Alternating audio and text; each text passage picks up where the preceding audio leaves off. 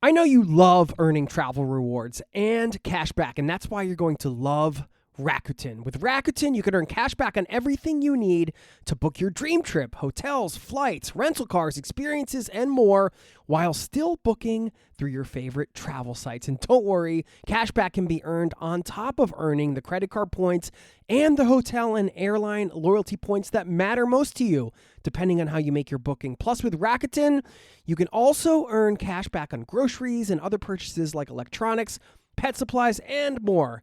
And the best part, you can join today for free and start earning cash back on top of your travel rewards. Go to Rakuten.com or get the app. That's Rakuten, Rakuten. Rakuten, the most rewarding way to shop. As a traveler, what is the best thing you can do to have richer and fuller experiences and closer connections with the countries you are visiting? I'm going to answer that question in this show, plus an interview with a gentleman named Nate, who, incredible story. He went to Nepal and talked his way into working as a porter, and they're the people that support trekkers that are hiking into the Himalayas, and they'll carry crazy amounts of baggage, among other things. They also work to carry supplies to villages and things like that. And he is one of the first, from this conversation, from what I know, one of the first foreign-born people to actually live and work with the porters. And we talk all about his experience and, of course, how it relates to his overall travel experience and the surprising thing he did right after working with the porters in Nepal, how he was able to learn the language so quickly, actually enough to get by and to have meaningful conversations, and so much more. It's a really inspiring interview with a lot of actionable takeaways as well. So we're going to get into all of that and so much more on today's show right now. So buckle up, strap in. Thanks for being here, and welcome to the Zero to Travel podcast, my friend.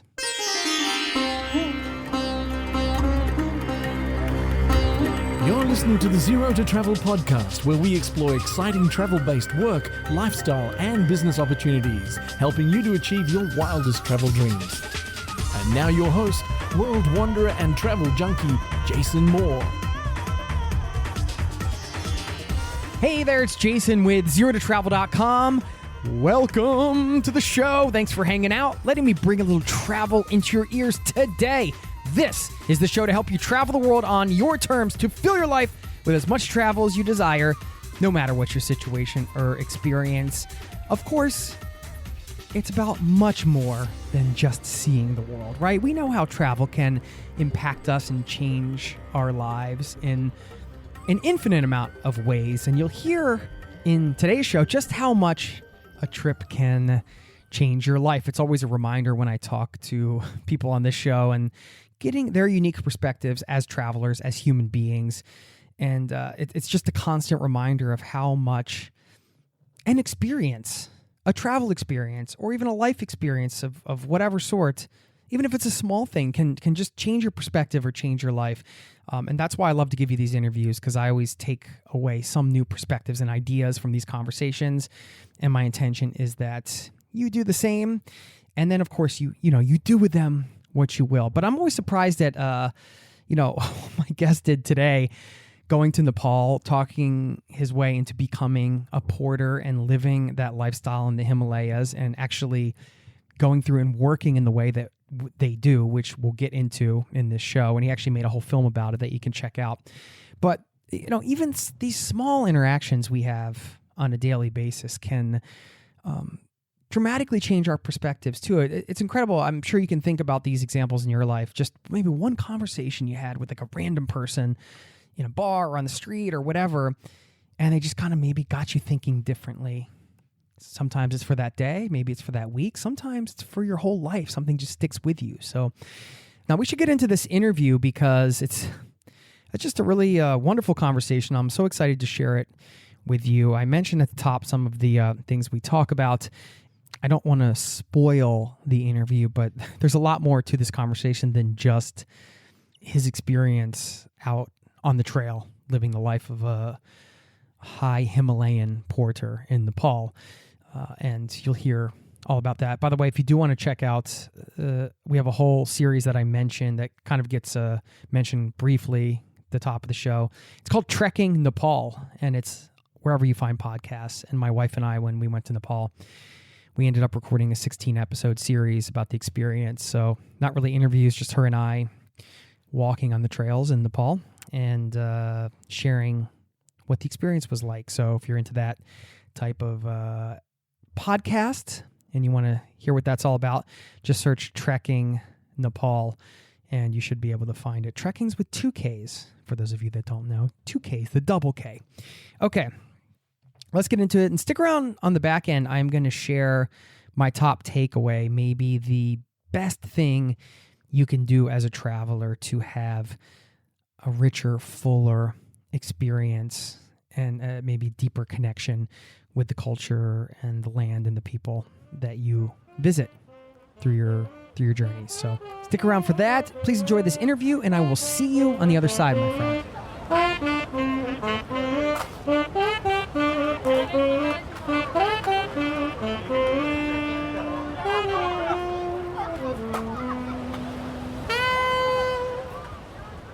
The project we're going to talk about today is your film, theporterfilm.com. You can find it there.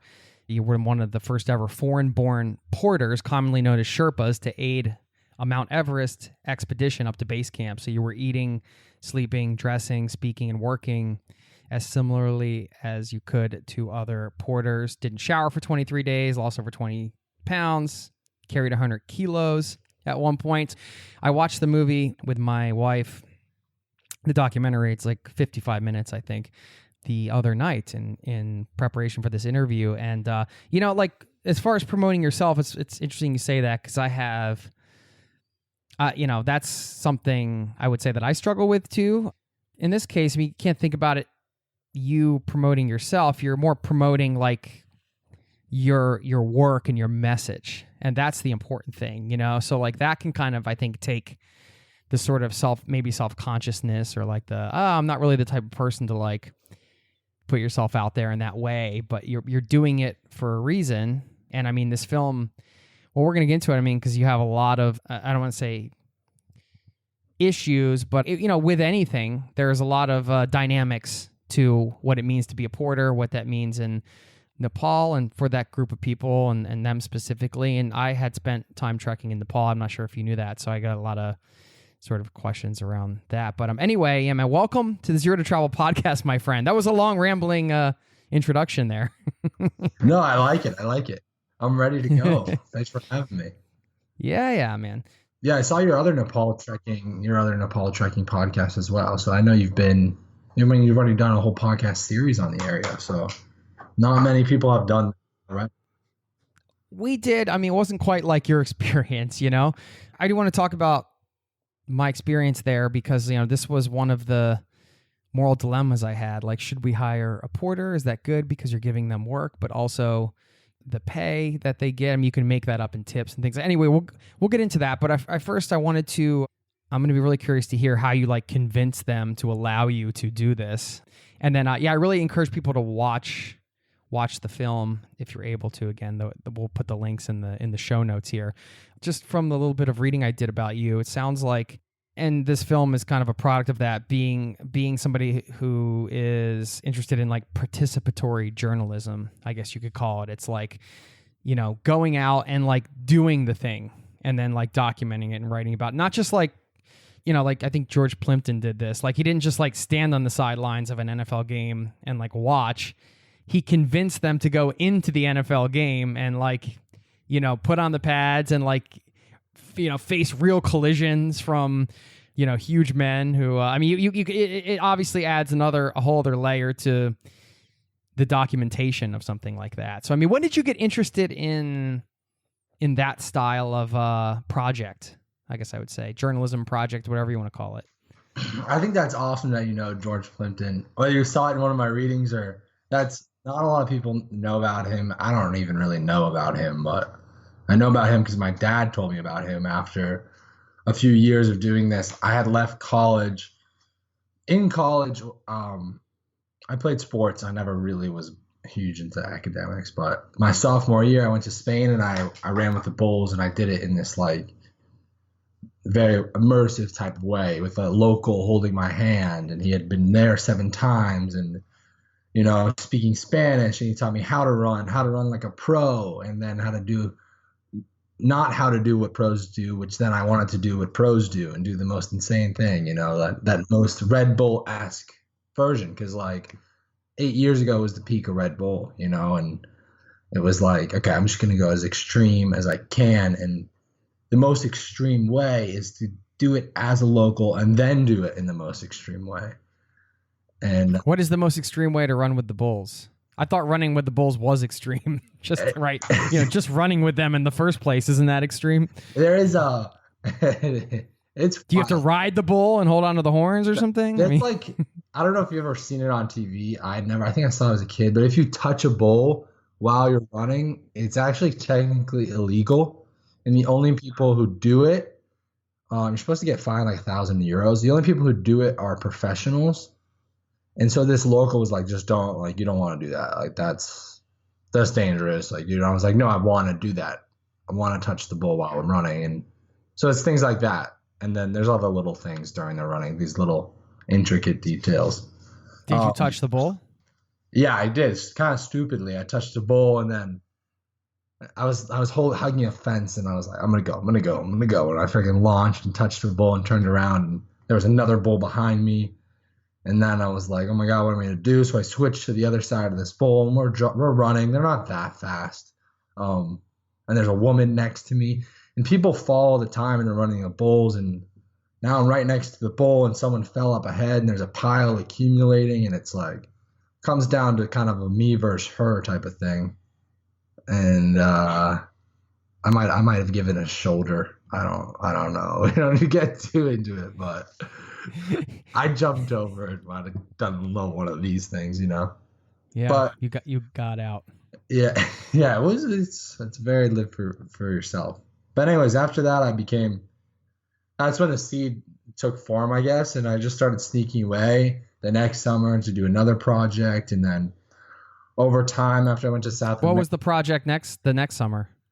The project next summer was, and I'd been in philosophy class, which was already on my nerves. And I Googled, like, you're just Googling everything. And I found scuba diving. And then there was like scuba diving, the #1 dive site. And that was this place in Belize.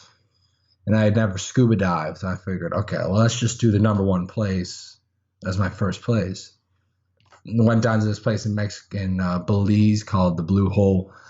We earned our certification in like 36 hours before, which was pretty dumb, as you know. And then went down and went way past our dive limit. It was very stupid. That was one of the more stupid things I've done.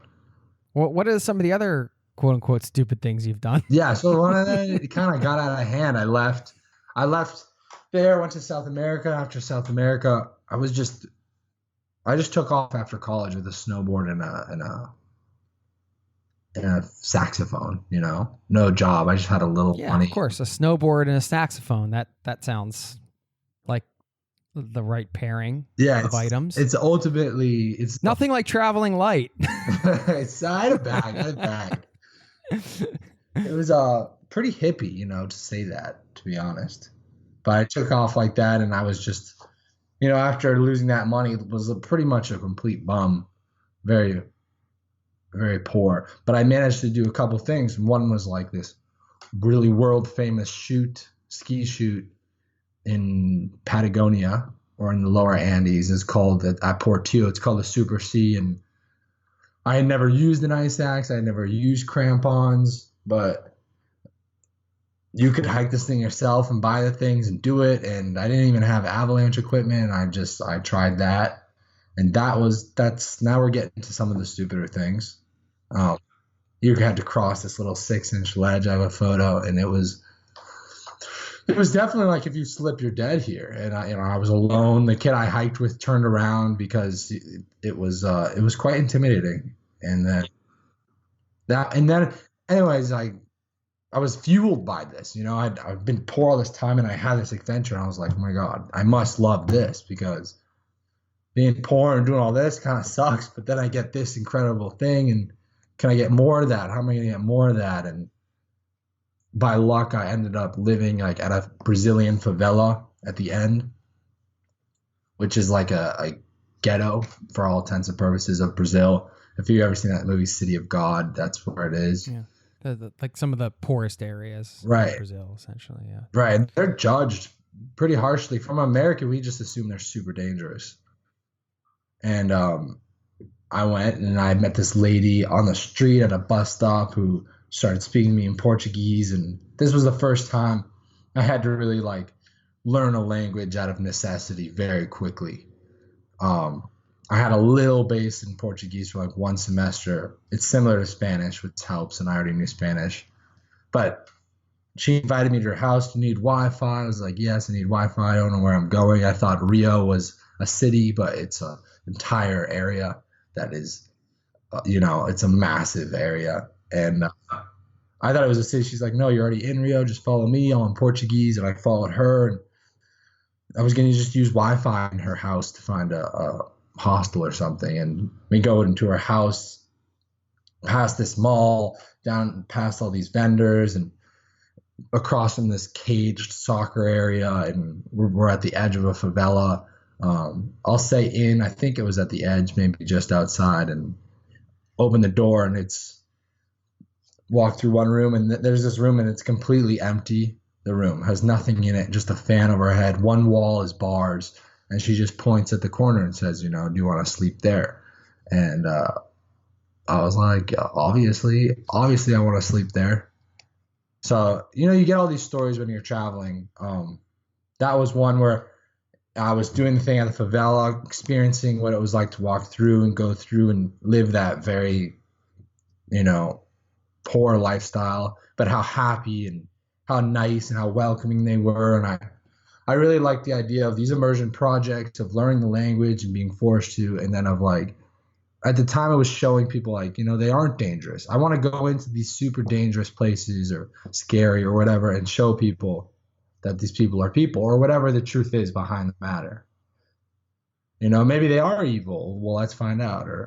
But in that case, they're really nice. So I kind of came back, and after another attempt at sports, just devoted my life to doing these projects until eventually, it started doing some more mental ones, physical, and then kind of combining everything. And this was the first one I kind of combined everything in, and then it screwed The film. Okay, so if that catches you up, I don't know. Yeah, think about how amazing people are like that woman that took you in, because you're like you were an athlete, like you said. You played lacrosse, I believe, and you're 6'1" or 6'2". I think 6'1.5", maybe. You're pretty tall, like big dude, strong, and like this woman just takes you in her house, like she doesn't even know you. It's crazy. It's crazy. It's crazy. I mean, what? And that happened multiple times. I paid for housing just in that trip. I'd done a couple podcasts after that because it was wild to me. I'd pay for housing like a few nights out of almost 6 months. People, in South America? Yeah, people giving me free houses and everything. For what? Just how would you put yourself out there in that way? Was it like just the energy you were putting off? Or? I don't know. I just wanted to adventure, and did not have a lot of money, and I was. Did you ask people, or did people just come up to you and invite you in? I never asked. No. But I think it was pretty obvious, maybe from my energy, that I didn't know where I'd be staying that night, or. Like, I know the film obviously is a film project, but when you talk about some of these other things you've done, when you call them projects, are they just like personal development projects? Are you like writing about these things or documenting? What are you doing? Or is this just for your own sort of knowledge of the world? I think it's a bit about both, but mainly I was I was a writer. Oh, I've never said was. I think I still am, but multiple things now. I was just writing. I would write. And Yeah, I mean, when I think about it, after that, there's so many times I've settled down to write these books and rewritten these books and went to Spain to write these books when I was trying to become a stripper and locked myself in a hotel in Nepal to write these books and went to England and locked myself to write these books. And it was just all about writing these books. And I'd spent so long, ever since running the Bulls, I started writing up these experiences.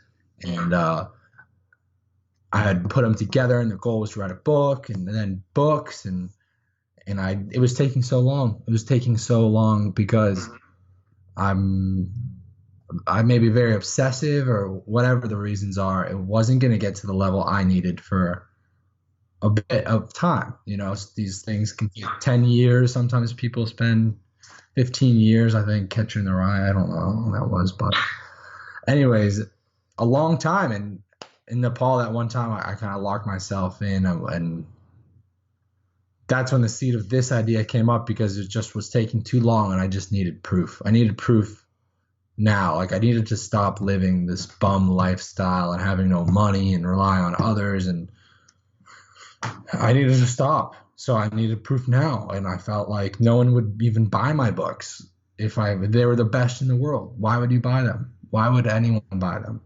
Because we're millennials. I don't even read really. So why would someone else read? And We'll get back to the interview in just a moment. I know you love earning travel rewards and cash back, and that's why you're going to love Rakuten. With Rakuten, you can earn cash back on everything you need to book your dream trip: hotels, flights, rental cars, experiences, and more, while still booking through your favorite travel sites. And don't worry, cash back can be earned on top of earning the credit card points and the hotel and airline loyalty points that matter most to you, depending on how you make your booking. Plus, with Rakuten, you can also earn cash back on groceries and other purchases like electronics, pet supplies, and more. And the best part, you can join today for free and start earning cash back on top of your travel rewards. Go to Rakuten.com or get the app. That's Rakuten, Rakuten. Rakuten, the most rewarding way to shop. Now, back to the show. Are these still like things you battle with, or do you still feel that way, or has your perspective changed? I hope still to finish them. But the reason I guess I went with the movie first is because I felt I needed to give people a reason to read them. I didn't think they would read them without, the name behind it. I didn't think they would buy the book without a reason to. So I launched the film for visual proof and immediate payoff now to get my career off the ground. Yeah. There's something also to be said about finishing something and getting it out the door. You can prove to yourself, hey, I can take on something and finish it. That's always an empowering thing. I'm sure when you watch the film, there's things you want to change or like parts you want to add in or switch around or whatever. But like, I think that's always going to be the case. You could make all those changes and then 6 months from now want to change it again. But like, this is, I guess I'm just throwing this out there because if anybody's listening to this that like has been sitting on something that they haven't finished, then like just finish it. Like there's something about finishing something that really, yeah, that's huge. Actually, that's great. That's putting great it out advice. to the world so you have other people can take something from it. Like they can't take something from something that's not there, right? So putting it out there to serve them and also to serve yourself and just have that feeling of finishing something, which is important, even though it's not perfect. We have a saying in our community location anyway, we say F perfection, like it's never going to be perfect. So you got to just get it done. A big thing to come to grips with. Some guy told me that the Beatles probably want Let It Be back, it's probably not quite done. They still got to tweak that third note or. Yeah. They're probably working on it right now. It's not good enough. I don't know. It's the perfection's a very real thing to come to grips with, though. So this film has helped because I was a very perfectionist and I would have sat on it forever. But as you know, it contains real information, so I can't sit on it forever. Having been to Nepal and gone through the experience, this is like the porters to us were like they were like superheroes. We literally call them superheroes. They are superheroes. It's like, I mean, just what they're able to do, and like obviously coming from such tough circumstances, but having the overall general attitude they seem to have. I mean, again, I was really excited to talk to you and to watch this because I had the perspective of like the client, my wife and I mean, we didn't like try to have any separation between us and like our guide and our porter. We went on did like a private thing because we wanted to have time with both of them. And that was another reason we actually wanted to have a porter, was to like give somebody some work. And also that's why we decided on doing it. I mean, it makes the trek easier too, but we're like, all right, well, this person can get some work. And also it's like another person that we can learn from and have a cultural exchange with. You know, all that being said, at the end of the night, like we would go to wherever we were sleeping in the tea houses or whatever. And, you know, you would go to where the porters go and sleep with them, and you lived their life. First of all, what surprised me in the beginning right away, because you're a pretty young guy. How old are you? That film, I was 24 for that. So I'm 26 now. Right. And I mean, there you are like speaking Nepali with everybody. And I was just, that surprised me right away, first of all, because I was like, all right, here's this young guy. Like, wait a minute, he could speak Nepali. Like, let's start there, because I mean, I think you can't just kind of gloss over the fact that you were speaking the language, because, you know, like living here in Norway, I have found a dramatic change with my connection to the people and this country after I learned the language. It was a pretty dramatic difference. So, yeah, I think that's an important part of this, because you are also speaking to them in their native tongue, which further integrates you into that. So maybe they accept you a little bit more because you have taken that effort. How did you teach yourself whatever level of Nepali you had? Can you just talk about that? Yeah, sure. I mean, how did you learn the language out there? Did you take classes? Well, I'm not, language isn't my strong suit. So, I mean, I had to go to a lot of hours, many hours of classes. And then, you know, just speaking with people and stuff. You seem to have fairly proficient level. I think it's a little exaggerated, but languages have come easier to me. They've come quite easy to me. I can learn them to a mediocre level pretty rapidly through that immersion technique. It's through the same immersion technique. So I know that several languages, and I was going to do a project in Nepal. The idea was like, I had no money, but what could I do that was insane? It was like, I'm going to take a vow of silence in a monastery for 3 months. And if I teach myself the language, I can knock on a door in the mountains, like in James Bond, and they'll let me in. That was my theory. So I just sat in my apartment in DC with my friend. We were living in Section 8 housing, and I just started teaching myself it on the internet and using some back pages. And I was about 2 or 3 weeks of teaching myself, and then I left. By the time I left, I found out that didn't really exist, that idea I had in mind. But I had a little base, and the first 3 days, I'm trying to speak at every opportunity. I'm not very good, but second from I'm on the plane, I'm trying to speak in it and practice it and learn more words and writing new words down, and just with the guy next to me on the plane speaking the whole time. And when I get there after 3 days, I take the vow of silence and I get out, and I don't know if you've ever done the vow of silence thing, but I'm a podcaster. I can't shut up. That's right.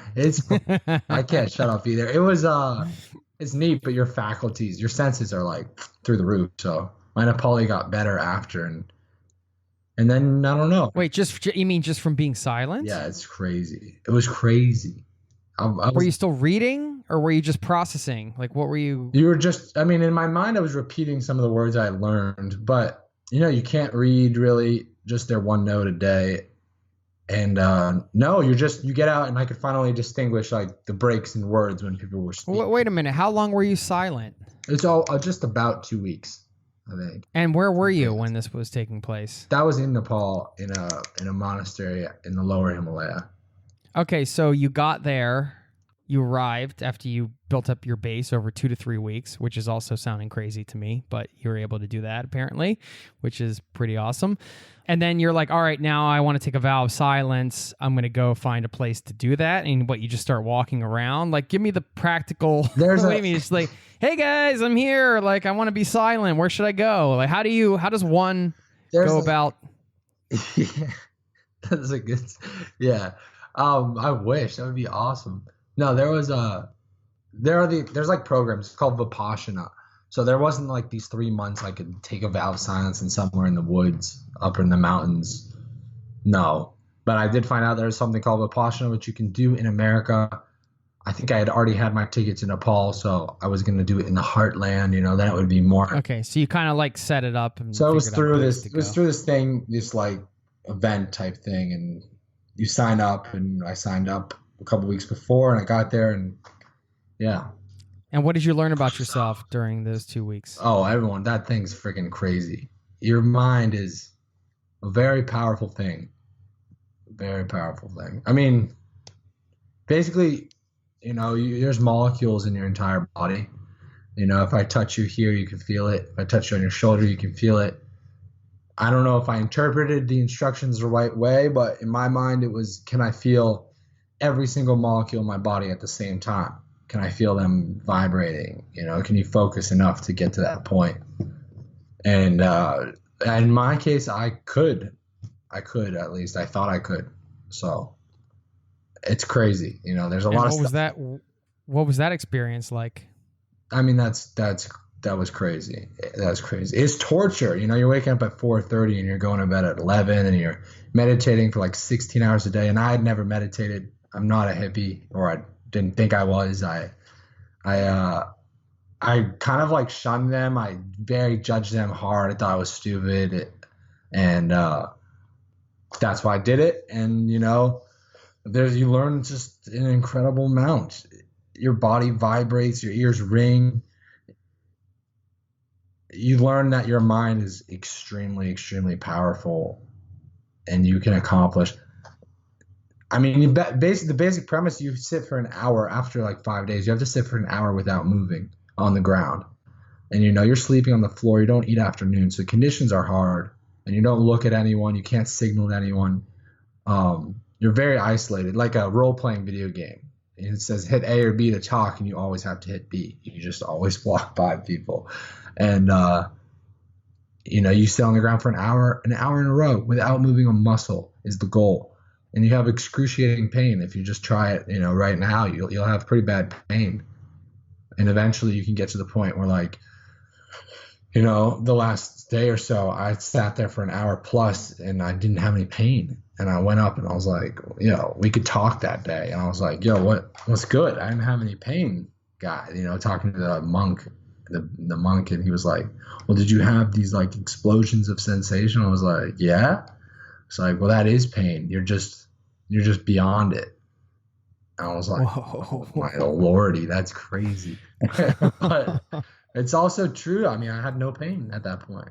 It's like you teach yourself out of pain, which was like, okay, my mind can do a lot of things here. We're good to go. Beyond pain. Yeah, that was wild. I always think of like the SEALs, I guess. No, like in this case, there's the iconic image of that from the 60s of the monk self-immolation, I think it is, where you light yourself on fire. I don't know if you ever seen this image, and there was a monk protesting Vietnam. It's iconic, and he's in like the lotus position, and he's just burning on fire, like his whole. That picture, I say a picture like speaks 1,000 words or whatever. I mean, that one picture is just like the power of the mind. How is that? Like, that doesn't even seem like that a human being could do something like that. It doesn't seem real. It seems otherworldly. So what kind of things aren't we able to tap into as we go about, checking Facebook and whatever, doing this, that, or the other throughout our days? Like, what are we missing, man? Yeah, I don't know. I don't know. I think I went down By that. the way, none of this is, of course, any invitation to light yourself on fire. By the way, that's just this was I mean, you can read the history of it if you just like go on Wikipedia or something. But always just found that to be so powerful, such a powerful image. Yeah, there's a guy in Alaska, I think, who's like running marathons without shoes or something and like almost naked. So that guy has it over cold. I don't know. Yeah. Well, there's another dude that he runs. I forget how far he runs, but he runs through Death Valley on the hottest like day of the year with a Darth Vader costume on. What? So there you go. If you're looking for some more ideas, I want to Google Nate, that. That's crazy. you could just Write that down because it sounds like the most. There you go. By the way, if that guy's listening to this podcast, hit me up. I want to interview you. Me too, because that's what I talk to. Maybe you need to start a podcast on like extreme everything. You know, that could be a series here. That sounds far. Why are you a dude of such extremes? I don't know. Why do you have to do these extreme things? I don't know. I think it was a lot worse. I don't know if that's that healthy. So I was trying to tone it back. After Why don't you think it's healthy? Well, you know, in South America, you get really close to like, okay, if I keep doing things like this, I will die. And then you get into the situation, the porter, which was just a massive psychological. It screwed me up very badly. Whether it did screw me up or whether the last 5 years collectively screwed me up, coming back, I don't know what it was. I don't know the reality of the situation, but coming back to society, because that was after those 3 years, almost 4 or whatever. After this, I came back. I flew straight to Hollywood right after this film. I guess we can talk about this later, but I flew straight there and just the hard drive, you know, the experience itself of living and sleeping and working amongst porters obviously hadn't hit me yet. Like that can't hit you within a couple weeks. So I flew straight to Hollywood and I was still on this idea of this TV show because that was the easiest way to do more of these adventures and live this life and be more about me and my personality and look at my career. Because after all, I went in telling people this was me setting a record on Everest. I initially had a proposal called Heavy Steps, which was all about bridging the gap between foreigners and locals. And there was this fight on Everest, and I just wanted to help that. But that proposal didn't work. You know, the truth was I wanted to do it for myself, and then I launched that, and then I raised money with me at the forefront, and so I went to Hollywood straight after and lived on a friend's couch and, you know, obviously had no money still because all the money was other people's money I'd spent on the film. And I was biking around to these movies and going to very large Hollywood meetings, you know, with very notable companies. And I was in a ratty t-shirt, sweatshirt eating 7-Eleven hot dogs for sustenance. You know, I was not in the best of places. And as I'm having this success climbing the ranks, my mind was devolving, you know, very rapidly. And I didn't know why. And it was going crazy. And I'd never gone crazy like that. And I didn't know why. And I had to ultimately come home. My dad also had an editing system, so that helped the decision. But after editing the movie, and I was still editing the movie for months, and I was still making the Hollywood movie of me and watch me, and I had all the talking heads of me, you know, the only people to relate to were like Anthony Bourdain and those type of, I'll walk you through the guide type thing. And it still felt wrong. I wasn't having success and I wasn't going to release it. And eventually, you know, I got into it a little bit more after months and realized what I had. And, that I had, you know, that I had someone else's life. I had proof of someone else's life. I had proof of that life in a different country as a foreigner, and then proof of probably a problem. And it was like, boom, here's a weight on your back. Here's a weight on your back. And then I just started to like realize everything I'd done, you know, that I had a camera. That I had a camera on these guys' life and walked in there and walked out. And just a crash course in empathy and a crash course in like a crash course in maturity. I don't know what it was. If I was immature, I probably still am, but it was quite a learning experience. And it took, it screwed me up pretty badly, probably for the better, but that's why we just want to be probably more planned going into whatever I do next, or maybe not, but you go. Well, I mean, like, yeah, I'm just like, in what way did you go crazy? I mean, I can imagine. I'm just the real way, like you were wandering around the streets, like totally lost your mind, type of thing. No, I didn't. I mean, I don't really know what that means. Yeah, like, true. Your definition of crazy might be. I don't know. I don't know what that means. I mean, I think in my mind I was there. I was beyond the streets. I was crazy in my mind. I wasn't wandering the streets, but I wanted to. I've wanted to, yeah. But I had my family help me bring me up, and I knew that it was wrong to have these thoughts that I was crazy. I don't know. We'll get back to the interview in just a moment. Now, back to the show. Living the life of a porter, which is like some of the, I mean, if you look at like what they earn and everything, probably some of like the poorest people in the world in some ways. And then going to Hollywood, which is like the antithesis of that, like, image and, everybody's hustling and trying to look good. And it's all about like again, I'm generalizing, but a lot of people are out in LA trying to make it an entertainment. And a lot of that is look at me, look at me, look at me. So I can imagine that dichotomy, those two worlds, going from that world to that world. I mean, it's kind of easy to see how that could, like, if you hadn't had time to process your trip or decompress, how that could break you in some way, maybe, Yeah, it was going to break me for sure. It was going to. I had to get out. I mean, but it was also the move for me. It was the final move, the first move towards like.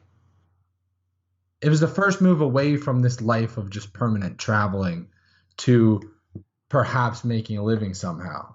That was the move. So whether it was Hollywood or that move, it all came crashing down. And now I view Hollywood not as like a life thing, but as a project. I view it as like surviving Hollywood. Like that's a project of mine. You're not as personally invested in that way, right? You're kind of taking a more of a detached approach to. Yeah, we survived that place. It is quite.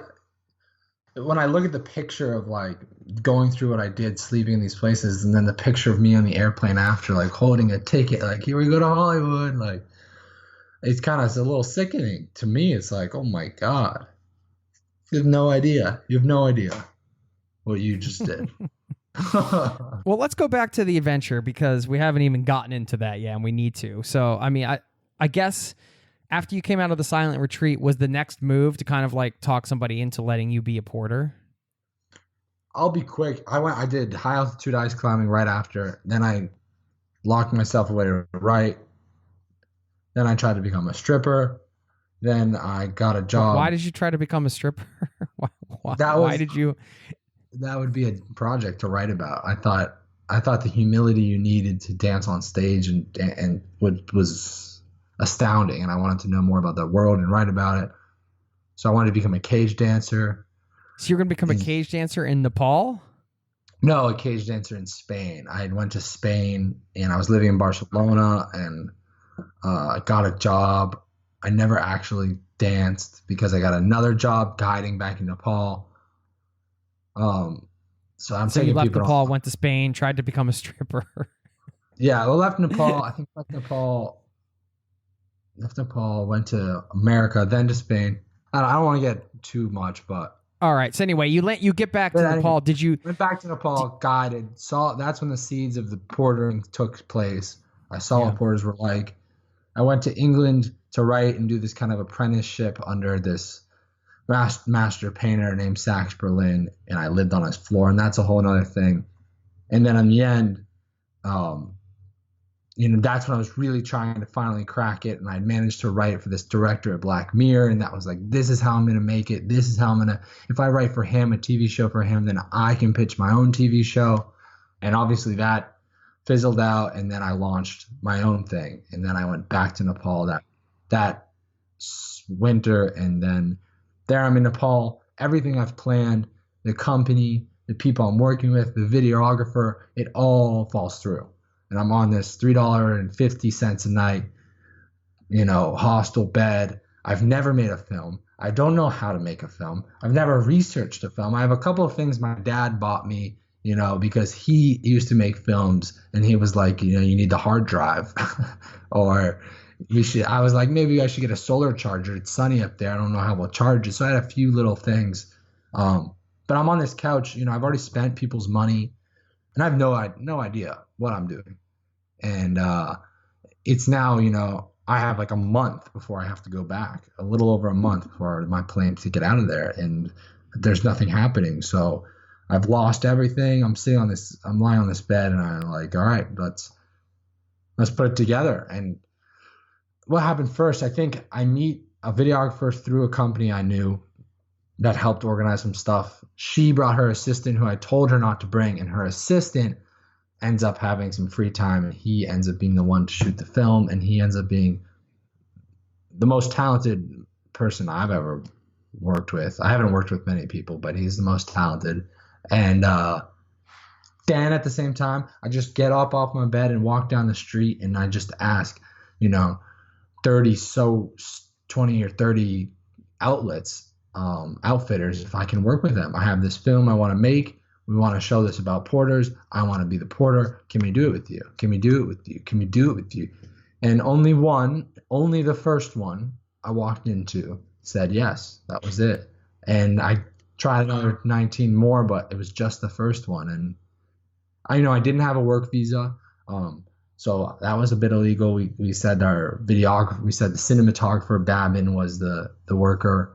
And it was all very loose. It was never, the first 8 days of the thing, I'm going along this project, and I don't. Yeah, we did an 11-day trek, right?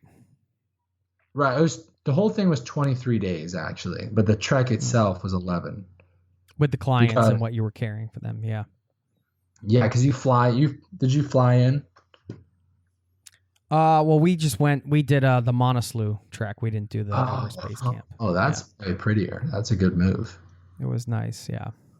There was you usually fly into this place called Lukla, for those listening.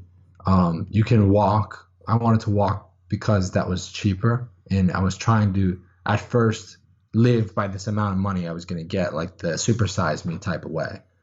Yeah. I'm going to get $165. Can I survive on that for however long I'm gone?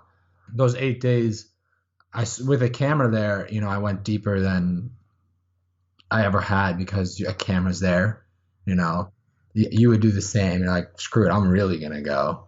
I think they call it camera courage or something, Kodak. In the sense that you weren't going to give up, even though, you felt like, And that I was watching some video of Jimmy Chin, he called it like Kodak courage. And that's a true thing. I was like, oh, I got the camera here. It's accountability, right? You're like, I got to finish this thing. I can't quit after, 2 miles, even though you probably felt like you wanted to. Oh, yeah, definitely. At the end. So you were able to I'm sure one of the tricky things and why they were saying no is not just the work permit, but also you're kind of taking somebody's place and somebody else is missing out on work because you're taking their place. I guess that could be a tough for some of these outfitters, but kind of just give us the 101 just so people can hear if they're not exactly familiar with what they do and who they are. Give us like the 101, and then I want to hear about the experience. Yeah, it's interesting you climbed as a client too, so you're going to have a cool perspective, I think. I had done I had not been a client, but I had refused to get any guiding service the year before. The first time I got there, I did the trek because I had to for the high altitude. So I had to go through that region. I went alone without a porter. And for my high altitude peak, I actually did have a guide, and I didn't tip him well, because I was poor and I didn't really know. And so coming into this one, we've already you know, spoken about the whole background and, you know, what I was doing. So obviously it was a lot was about me and my career. And I walked into, you know, I guess a lot of the reason I didn't even know what I walked into is because the interview that spans the whole film, my cameraman got at the end. It was the last day of filming. I was dead. I interviewed him for the money, and that was it. And then my cameraman took over and asked the real questions and looking at the transcript, that was smart. postscript. Yeah. Yeah, no, and he was like, he knew what to ask. He knew everything. He wasn't as exhausted, or maybe he was. I don't know, but it saved the film. And going and reading the manuscript and realizing, then I guess I finally realized. But porters, you know, the real thing is you've been there, so you know everything in the film is not visible to clients. You know, you don't see where porters sleep. You don't see where they use the bathroom. All their facilities are segregated. So come the end of the trip, foreigners don't even know what porters endure. So there's that, which is just the barrier between them is massive. And I mean, honestly, I could really get into the issue, the different sides of everything. But one is the segregation. Two is the salary is very low. So at low camps, when you're at like Phak Ding, which is one of the first towns, or Namche, prices are relatively low for the region. They're high in Nepal, but they're low in the mountains. When you get higher up, things get more expensive. They get to a point that surpasses your salary. So, you know, we made $15 a day. Lucky porters make 20. Unfortunate ones might make 13, maybe even less, you know? And so your costs at the high camp are exceeding your salary. So you're literally losing money as you're working. Because they're having to pay for their accommodations and their food and everything like that. Right. So you come last day, like you're going to rely on those tips. Those tips are. I think that's something people don't know, because I think like you pay a trekking company and you think like, well, that means all of their expenses are covered. Exactly. That's what you assume is all their expenses are covered. And sometimes that's what they tell you. But is that true across the board? There must be some agencies where I hope their expenses are covered. Of course. Yeah. There are some that pay $20, you know, the government supposedly regulated minimum. But then, you know, this is the other facet of the thing is it's Nepal. Their economy is not as good. When you go there as a foreigner, as I was, as you were, you expect lower prices. You know, you expect lower prices. You want to pay less. And so there's kind of this, because of foreigners expecting less, there's a race to the bottom of, I believe, foreigners coming in and trying to undercut the prices and get things cheaper, and companies continuously doing that to get business, because there's 1,600 trekking companies in Nepal. I mean, you've been there. It's more Starbucks than there are in New York City, you know, proportionally. Yeah, I mean, from the moment you step in the cab or whatever on your way, the bus, wherever, on the way from the airport, people are asking you, like, trekking. Hey, you want to go trekking? Yeah, like they're somebody's cousin, brother, them. Everybody's in the business, it seems. Everyone. And so when foreigners come and want cheaper prices, there's going to be someone to give it to them. And if you can escape if the law isn't regulated as well, because maybe it can't be, you can undercut it, and who suffers in the end is the porter. So there's that influence of the foreigners demanding less, of porters not getting the right salary, and then it falls on this tip at the end. And because of the segregation, and you don't know what they're experiencing, you don't even know that they rely on your tip. And then the other thing is foreigners get charged more, you know, and foreign prices are higher. And so that makes you also not want to tip as much. So when it comes down to the tip, at the end of the day, a lot of the times you might not tip as well. And maybe your country just doesn't tip. You know, tips are tips. You can't tell someone to tip. It's Americans tip, but in Oslo, do they tip as well? No, it's a different culture, because the servers get paid different. Like the servers here, like my barista might make like $25 or $30 an hour. Exactly. Yeah, it's just a different culture. One of the things I wanted to highlight, just based on your film and everything, this is one example of us as travelers, we need to make sure that we are responsible and that we are as informed as we can be. And I know, like, doesn't mean everybody's going to write a master thesis, before they go trekking in Nepal on, like, porter culture and what they go through. But it's not that hard with the internet to, like, be like, all right, well, part of your research, I think, when you go to do something like this should be, how to do this responsibly. Right? It's like, all right, well, how do I do this? A lot of times the research is, where are we going to stay and how much should we pay for this experience and what track do we want to do and all this stuff. Like, I'm just using this as an example. Part of that research should be, how do we do this responsibly? Right? Like, shouldn't that be kind of mixed into, like, any research you do when you go do these sort of major travel things that you kind of, like, know a lot of people are doing? Like, chances are, if a lot of tourists are visiting, like, elephant camps, for example, and, like, this is something I wish I had done more, and this is why I'm talking about it on the podcast now. It's like, all right, well, let's like really, like, spend some time reading about not only, like, where to go and what to do, but, like, what impact that has on the local economy or whatever, animals if they're involved, or, like, you know what I mean? So at least you could be like, all right, well, I can make an informed decision, or I can do things like when we decided to get a porter, like there was a debate, and then I want to hear your thoughts on this. Like, the end thing was like, all right, we're going to be able to give somebody a job.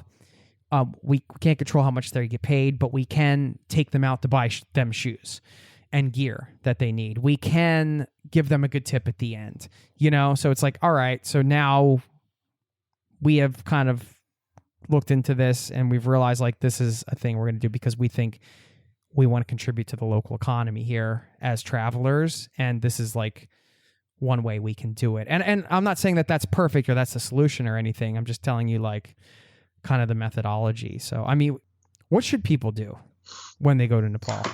I think the number one thing with anywhere is not necessarily throwing money, because maybe that's not the solution everywhere, but it's just communication. I mean, all these things I was just talking about, this influence, foreigner, blah, blah, blah, it just creates this rift.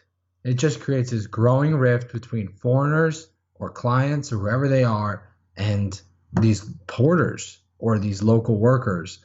And the communication is cut to almost nil. So, I mean, that's ultimately, I think, why you travel is to connect with these other cultures, no matter what position they're in. And if there's no communication, you're never going to learn. And if you have the ability to go on and research all this, if you have the time, that's great. And that's better than nothing, obviously. But you might not. And so what could you do? Just communicate, talk to them about what you're feeling and thinking and what they're thinking and feeling. And then, I mean, be human, in other words. Yeah. Ultimately, Everest is just like one, I guess a synecdoche is the wrong word, but one, like, it's just one example.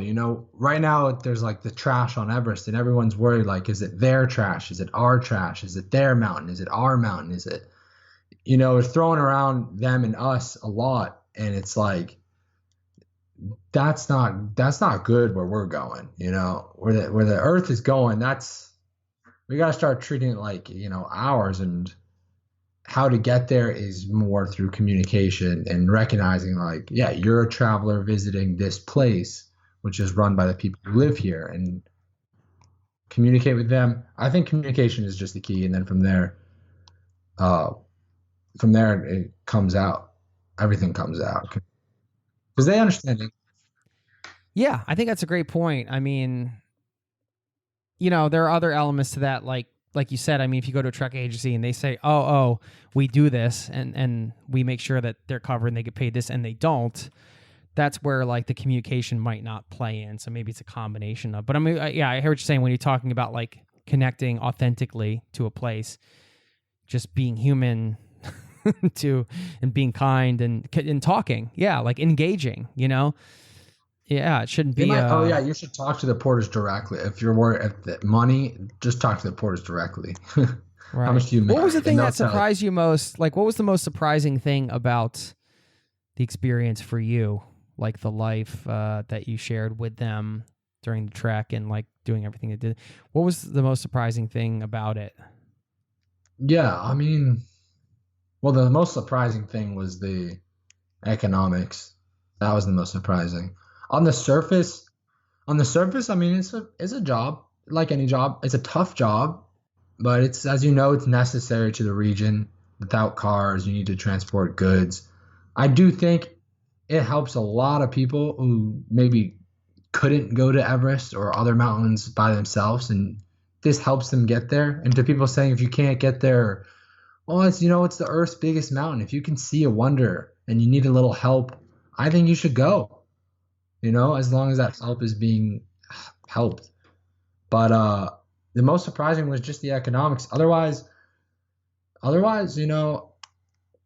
it's just a tough job, and they're very close knit. It's like a team. The whole interconnectivity of every local in the mountains is astounding. Like text messaging people who are injured way over on another pass and hearing of this and that, and it seems like everyone knows each other, and the familiar aspect in Nepal is far more advanced than ours in America, I believe. And that's It seems like you were accepted as much as one could be within like what you were doing and the amount of days and stuff like that. Like that was the vibe I got anyway. It didn't seem like maybe at first you kind of had to earn your stripes, like go through some days carrying some loads and sleeping in the beds and not complaining and all that kind of stuff. Sleeping on the floor, not having everything that they were enduring, what you said, which is a great word for this.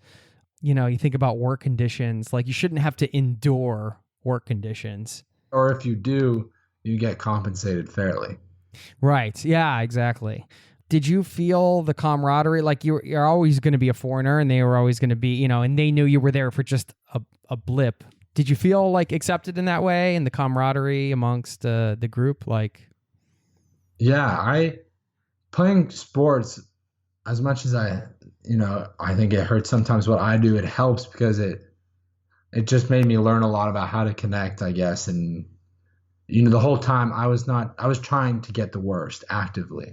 They were trying to hold me back from it, and I was trying to always get the worst and be treated like anyone else, and sometimes worse, always take the last of things to earn their respect and to experience what it would like to be in the worst of conditions.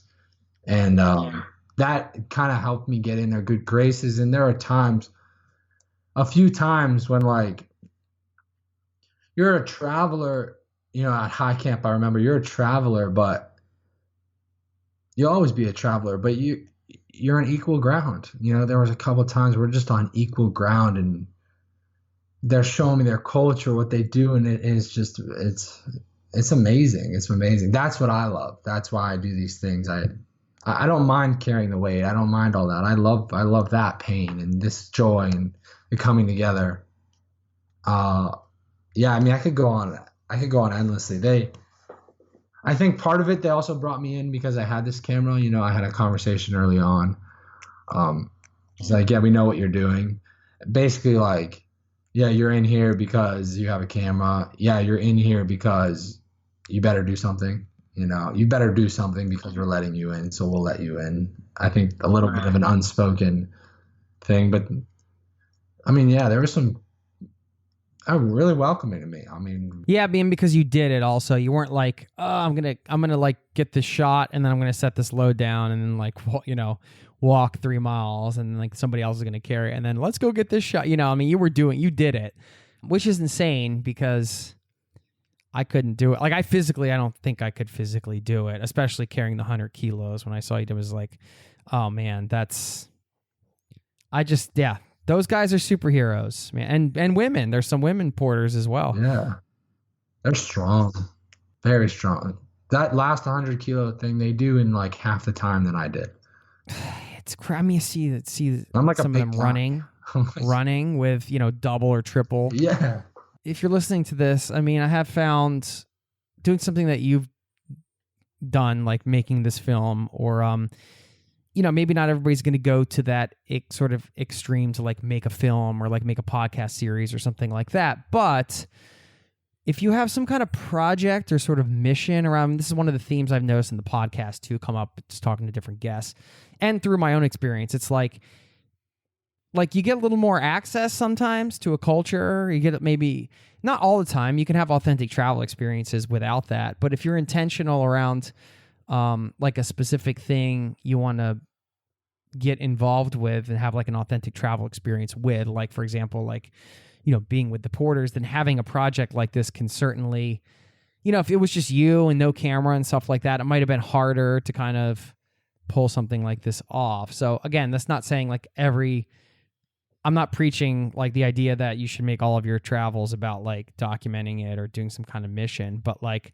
even if it's just a personal thing, I think it can set the intention for having setting yourself up for a more authentic travel experience in some way, even if that's just like an intention. You know, you're like, oh, I'm going to dive the Blue Key and I'm going to do it with, you know, locals or whatever. I'm not sure if you did there, but like, or, you know, the running with the bulls thing, you're like, I'm going to do it and I'm going to do like the most extreme thing and I'm going to get with a local and they're going to get them to show me the ropes. Like that intention means that like, that's how you're going to go about doing it, you know? And that's a much different way to go about it than like, oh, I'm going to meet some people in the hostel and then I'm going to run with them and then we're going to have beers afterwards. You know, it just changes it, you know? Two things. One is, I mean, that's ultimately why we do these things, right? Why you do podcasts and why I do this is so that maybe other people don't have to go and make the podcast or go make the movie on Everest, so we can pass on what we've learned doing it to them so they don't have to. Right. But yeah, I can tell you I'm not going to go be a porter. No, I mean, I wouldn't. I mean, if you wanted to, but thanks for doing that for me. I lived it. I watched the film. Now I'm good. I was talking with my dad. Almost every part of the earth is like covered now, is controlled. You know, there's very few parts of this earth that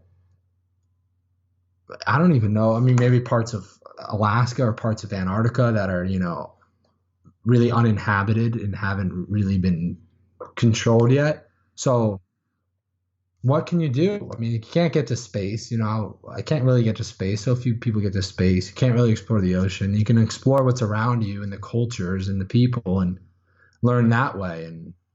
And the authentic travel experience, it's gonna be better. It's gonna be better. You're gonna learn more.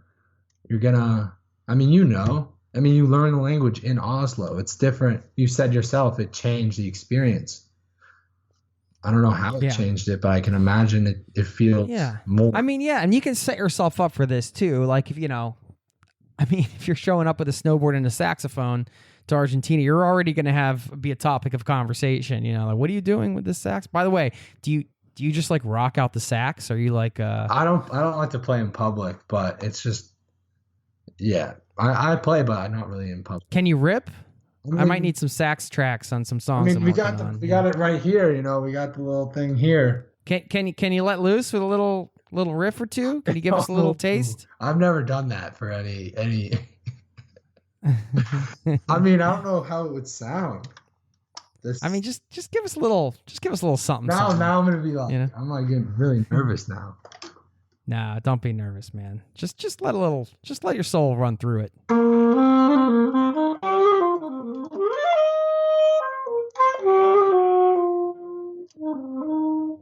I just remembered. Sweet, man. Woo! Woo! So, yeah, that was a little. Woo! I told me that's 8 a.m. My roommates are gonna be like, "What the hell?" But I don't know where we were, but now that's great, man. Oh, and we could have started off with that. No, because that would have been way too early. You know, you gotta have to have your coffee first. Again, thanks for doing this, so we don't have to. First of all, no, I appreciate you. I appreciate everything about the things that you've done that I'm hearing, and like this film, especially. Like my wife and I feel such a connection to Nepal through the experience we had there, through having the close connection with our guide and our porter on the trek. Menninger and Samir, who was our guide, who we're still in touch with. And, it's great when, like those relationships transcend just like the trip, like we still keep in touch with Samir, and not just like a human connection that we have when we're traveling and then it goes away. And that's like a nice thing. I mean, people there are so friendly, but I don't know, man. It's just, I think it's great. Like it's really gutsy. some of the stuff that you've done, to say the least. And I mean, to think about putting yourself out there in that way to make the film and then to actually live the experience is like, it's a pretty gutsy thing, man. I'm sure you have learned not only about the culture, but a lot about yourself just through kind of doing these types of things. So rock on, man. Thank you. I mean, it's just what I do. It's just what I do. That's all. It's what I do.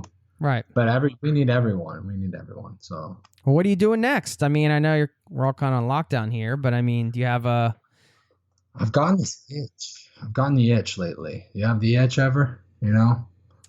Yeah, of course. Like, I got it. It's coming back. It's coming back hard. The film has been so long. It's been so long.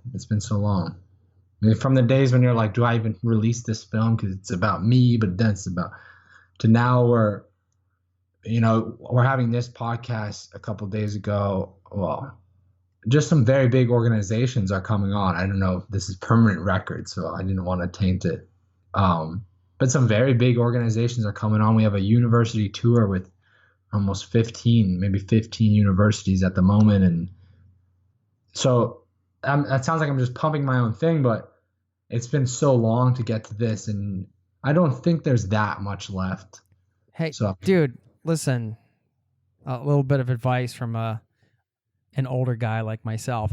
Pump your own thing, man, because I watched it. I mean, it's not you're in it and you're the thing that's like the thread through it because you're living this experience. But I think you've done a great job just sharing life for them and what it's really like and creating awareness around this thing so people can be more responsible and aware when they go to do a trip like this. And man, like put yourself out there to serve your message, Yeah. You're right. I mean, you're right. You can always take advice. You're right. So I'm not usually laying advice down like that, but I think like you got some big things to share, and they're like you may be involved with them, but they're not. It seems like your heart's coming from the right place, and that's like the important part, Yeah, I got to keep it there. I don't want it to go to my head and abuse the power, Yeah. But I don't know. I don't know. Now there's the inklings of the itch is what I was getting to. So the next extreme adventure. Yeah, I don't know what it will be, and I want to finish these books. There's a lot of things I want to do, but I want to finish this project first, and my mind can't really stray too much until it's done.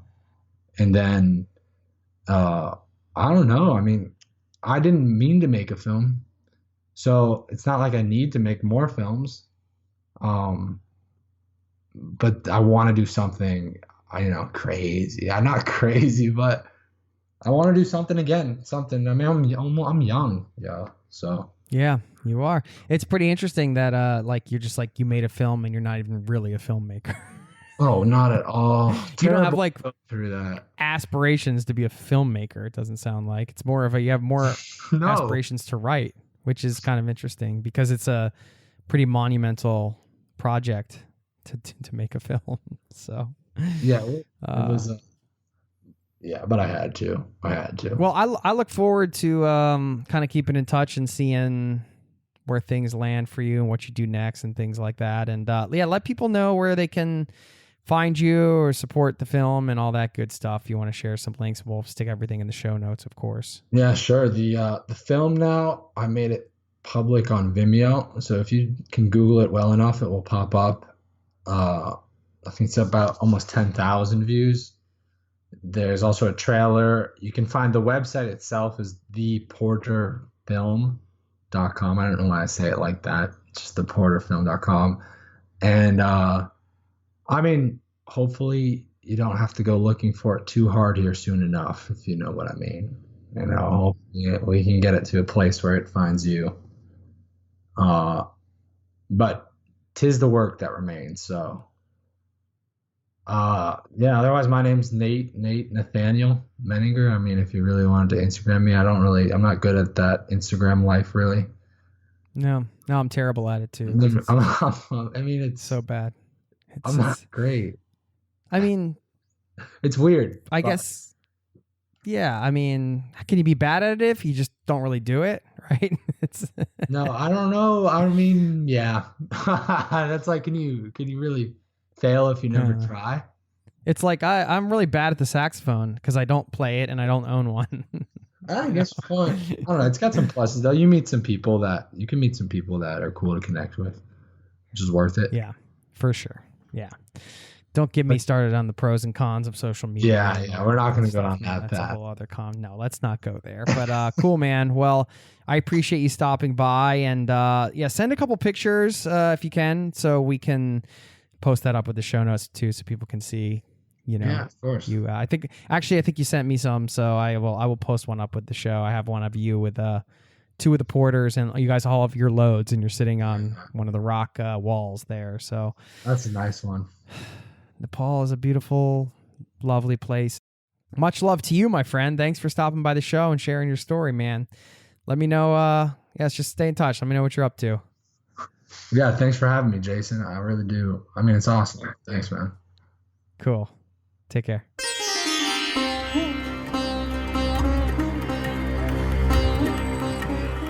There you have it. Thanks again to Nate for stopping by the show. Really glad that he reached out and had such a candid conversation about his experience. Loved talking to that guy, and definitely encourage you to check out the film if you were fascinated by what he did and that subject matter. Definitely recommend the visuals on that. So check out the film. And of course, if you're into audio, you can always listen to our Trekking Nepal podcast as well, which I mentioned at the top. And don't forget to sign up over at zerototravel.com if you are not on the email newsletter list, because we got a lot of stuff going on off the podcast. You can only get it if you give me an email, and then I can keep in touch with you. So would love to have you join the community over there online. Okay. My top takeaway here, I mentioned this at the top of the show. I was going to share with you maybe the best thing that you can do as a traveler to really have richer, fuller experiences. And the thing that I came away with from this interview, like probably I'd say my top takeaway. And then it got me thinking about how this applies to us as travelers. And it's really a simple sentence. To have richer, fuller travel experiences, it's just about becoming more than an observer, right? As travelers, we are automatically sort of slotted into the role of the observer, even if that's not our natural personality. For some of us, it is. That could be a whole other debate, whether we, if our natural personality is to be more of an observer. Do those type of people like to travel more? I don't know. I'm riffing here because I hadn't really thought about that too much. Maybe that's a topic for another time. But regardless, you go to a place, say you don't speak the language, you're just thrust into a new culture, you don't really know the nuances of the culture and all of these things. You're just automatically sort of an observer. And that's one of the joys of travel, right? You get to kind of almost be reawakened to the world, and you're looking at everything in a new way, and everything's different, and it's so impactful, so visceral. Yet, I feel like we can also get stuck in this observer role. So doing things like Nate did, right? Where I think he used the term immersion travel, but in a real way. And it doesn't mean you have to go to the extreme of becoming, a porter like Nate did. That looked like it was really hard work and a crazy experience, and one that I personally don't want to have, which is why I love to have these conversations, because I get to hear about it from somebody else. But the more we can immerse ourselves as travelers, truly immerse ourselves, the richer and more fuller, I believe, our experiences will be. So that top takeaway, maybe the best thing you can do as a traveler, it's just that simple sentence: to become more than an observer, to get in there and try to be somebody who participates. I remember, I'll give a small example. We're watching some Brazilians playing soccer on a beach, and it's such a popular sport there, and it's such a huge part of the culture. I could just sit there and watch them play, because I don't know how to play soccer and I'm terrible at it. Or I could play, right? I could get in, be more than an observer, get into the game.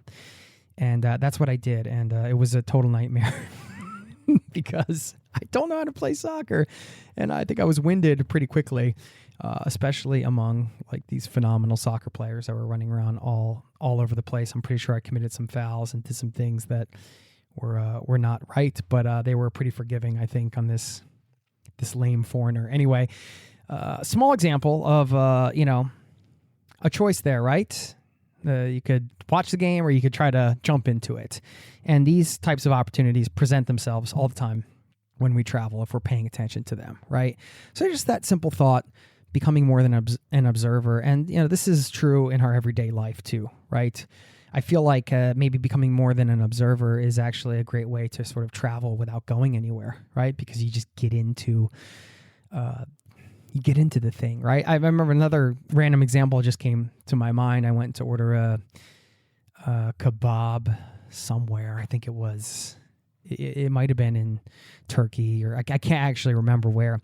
But I've been watching these guys cut off the meat from that spinning lamb thing, that big piece of lamb that's spinning around being cooked all the time, looking so delicious. So I don't know. I wanted the feeling of just like how it works with the knife to like come down. Like, how does it slice thick or thin? How does it feel to do it?